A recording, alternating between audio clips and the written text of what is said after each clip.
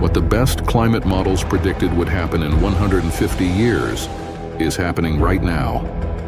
Scientists have acknowledged their models are failing in the face of the ongoing abnormal changes. These models can neither explain the causes of natural disasters nor protect people from their consequences. ALLATRA International Public Movement, a unique phenomenon of our time. 30 years of interdisciplinary research, 20 international forums, 150 languages of translation, 180 countries, one unique climate model. Years of interdisciplinary research by ALLATRA scientists have led to the creation of a unique, comprehensive model that predicts the escalation of natural disasters. This model forecasts the accelerating increase in climate and geodynamic anomalies on our planet. To date, the progression of natural disasters fully aligns with its forecasts. ALLATRA's scientific activity is unparalleled. It conducts interdisciplinary studies of climate and geodynamics, encompassing everything from processes in the Earth's core and crust to the oceans, atmosphere, historical climate cycles, and climate changes on other planets. This comprehensive approach allows for a holistic understanding of all factors impacting our planet. ALLATRA offers more than predictions, it provides solutions. The ALLATRA scientific community has already proposed concrete steps and technologies to help minimize the impacts of the global climate and geodynamic crisis. These innovations are designed to protect the environment, cities, industries, businesses, economies, and most importantly, human lives.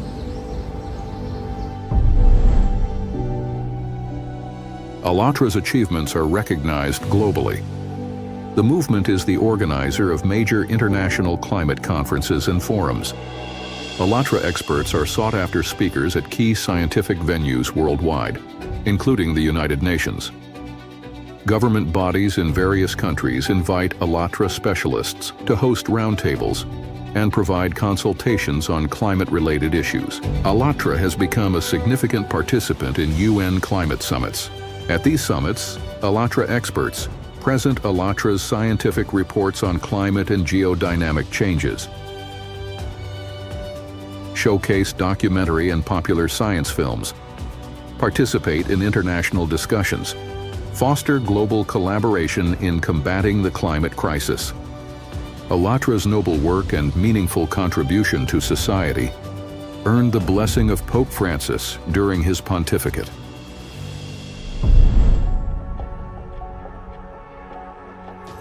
The path of ALLATRA has been far from easy.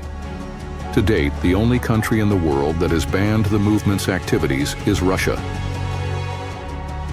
For over 20 years, ALLATRA scientists have studied the global threat posed by the activation of the Siberian magma plume. For more than a decade, ALLATRA participants have openly discussed the true scale of natural disasters and emphasized the dangers of the Siberian magma plume. However, this truth turned out to be inconvenient for certain power groups in Russia. They fear that the country's population and the global community might learn about the real threat of a Siberian magma plume eruption, and this information would undermine their personal profits. To suppress this truth and prevent its dissemination, participants in the movement were subjected to significant pressure. Alexander Dvorkin, president of the Russian organization RACERS, Russian Association of Centers for the Study of Religions and Sects, led a campaign to discredit ALLATRA scientists and the volunteers who support them. This persecution extended beyond ALLATRA, targeting other groups deemed undesirable by these circles. Despite smear campaigns led by Dvorkin's agents in various countries, ALLATRA volunteers continue to raise awareness about natural disasters, driven by their commitment to protecting the future of their nations and defending their fellow citizens' right to life.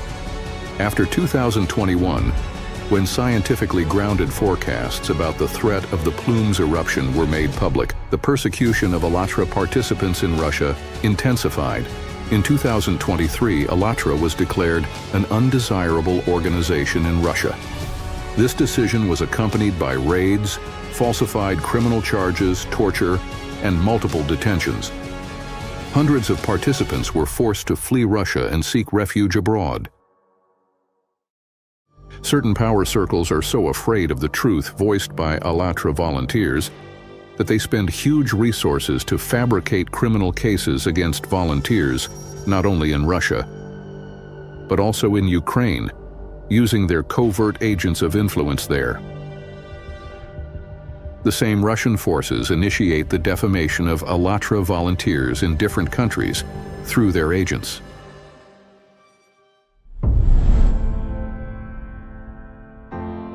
Facing open persecution on its volunteers, ALLATRA expanded its mission to include the protection of fundamental human rights and freedoms. In the face of escalating climate disasters, democratic values have become crucial for humanity's survival. Only in a free society, where the rights of each individual are protected, can there be that mutual understanding and interaction necessary to overcome the global climate and geodynamic crisis. Years of public surveys conducted by ALLATRA volunteers worldwide have shown that mutual understanding and respect are common values among the majority of people on Earth. Freedom and democracy are external expressions of these human qualities and must be guaranteed for all.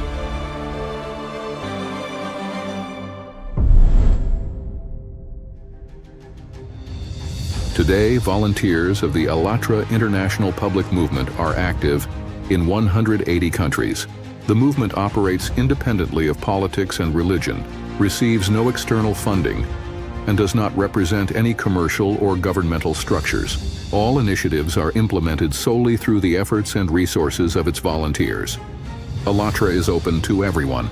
ALLATRA volunteers pursue a common goal: to minimize the damage to humanity from climate change and natural disasters. In an era of global climate and geodynamic changes, knowledge becomes the key to survival. The more people understand the actual situation, the better chance humanity has to preserve the life of each person. ALLATRA, people's lives, are the highest value.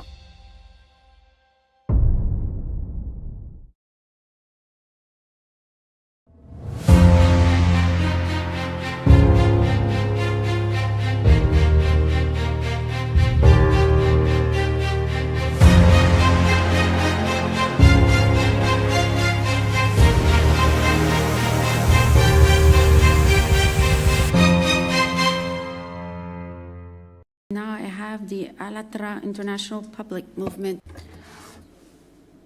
Thank you very much. My name is Veronika Leštachová. I'm ambassador of ALLATRA International Public Movement. Within the framework of democratic values and human rights, I wish to draw attention to a concerning phenomenon, the anti-cult movement. While this network often claimed to protect society from so-called dangerous sects or destructive cults, in reality, their activities frequently result in stigmatization, dehumanization, disinformation, and violations of the fundamental rights to freedom of belief and conscience. This is not merely an ideological debate, but a humanitarian concern affecting real individuals and families. Families are divided, individuals stigmatized, and communities silenced. Children, believers, and civil society activists are among the most affected.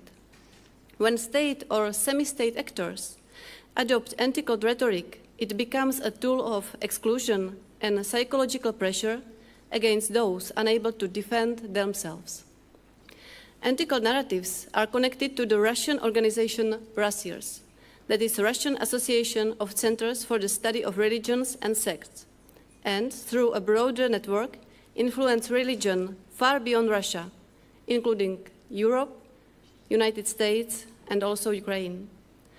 Through so-called expert reports, often lacking transparency and academic rigor, they seek to influence ministries, courts, and law enforcement, embedding stigmatizing language into policy and legislation. A central tactic is the use of coordinated disinformation and reputational attacks that create fear and social isolation. Such activities constitute information terrorism, as recognized in UN General Assembly Resolution 77-298, which defines actions aimed at spreading fear and manipulating information to undermine societal stability. This highlights the serious psychological and humanitarian impact of these campaigns. In some cases, these activities have even received public funding. For example, European organizations were supported by public budgets while promoting narratives aligned with foreign ideological agendas. This raises concerns about accountability, transparency, and the use of public resources in ways that may undermine democratic principles. Anti-cult networks present themselves as defenders of society, but in practice undermine democratic pluralism and human dignity. Their activities contribute to disinformation, stigmatization, and the erosion of trust between citizens and institutions. We invite all interested participants to our site event on the 16th of October at 4 p.m. in the meeting room 2, where we will present documented concrete showing how this system operates in practice. Thank you very much.